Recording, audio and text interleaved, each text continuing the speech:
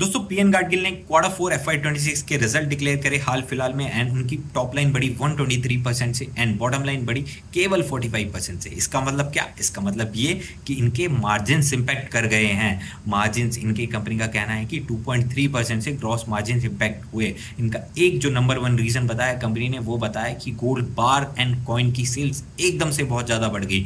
जो ratio 22 to 25% होता था लास्ट फाइनेंशियल ईयर में, दैट रीच टू अराउंड 40%। तो जब भी ऐसा होता है तो गोल्ड बार और कॉइन की सेल बढ़ जाती है तो इनके मार्जिन्स इंपैक्ट करते हैं, क्योंकि वहाँ पर मेकिंग चार्जेस होता ही नहीं है या बहुत ही कम मेकिंग चार्जेस होते हैं।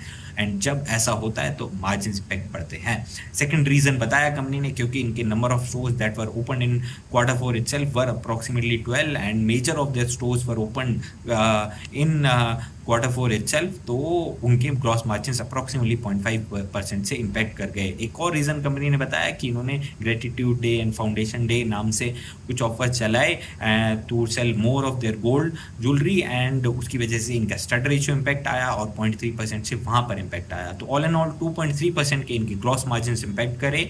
एंड इस कंपनी का ही नहीं, एक और जो बेहमौत है इस इंडस्ट्री में बेसिकली टाइटन, वहाँ पर उस कंपनी के मार्जिन पे इम्पैक्ट हुए। उस कंपनी का भी सिमिलर ही कहना था कि उनके जो गोल्ड बार्स एंड कॉइन है उनकी सेल्स बढ़ गई है, तो वहाँ पर उनके मार्जिन 10-11% से 7% आ गए हैं।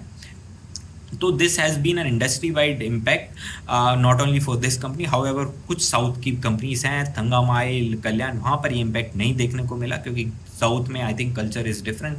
वहाँ पर लोग still prefer buying gold as a jewellery rather than buying gold as an investment for coins and bars, तो वो इम्पैक्ट वहाँ पर नहीं दिखा। लेकिन कंपनी का आगे जाकर कहना है कि they will still be able to grow at approximately 25%। तो अगर यहाँ से टॉप लाइन बढ़ती है 25% से एंड बॉटम लाइन में थोड़ा सा मार्जिन इंप्रूवमेंट होता है, जो कि कंपनी का कर रही थी बारिंग दिस Q4 itself, आप पिछले 3-4 क्वार्टर में देखेंगे तो इनके margins were improving at a very rapid pace, क्योंकि इनका स्टड रेशियो वॉज इम्प्रूविंग। तो जैसे जैसे ये सब होगा तो आप देखेंगे तो मार्जिन जो हैं वो जो इनकी प्रॉफिटेबिलिटी में ग्रोथ आएगी वो 35-40% की इजीली आ जाएगी। और जब आएगी 40% की 35-45% की EPS ग्रोथ, तो आप देखेंगे इनका PEG ratio would be around 0.5 and तो deal is not that bad. However market को जब भी मार्जिन्स में शॉक दिखता है या इनफैक्ट किसी भी कंपनी के जो गाइडेंस के अकॉर्डिंग कुछ भी रिजल्ट नहीं आता तो मार्केट को बिल्कुल नहीं अच्छा लगता, वहाँ पर धुलाई पिटाई हो जाती है। और सिमिलर सिनेरियो दिखा हमें पीएन गाडगिल के रिजल्ट के बाद फ्राइडे को, जहाँ पर इनका स्टॉक -10% के लोअर सर्किट पर लग गया। Thank you.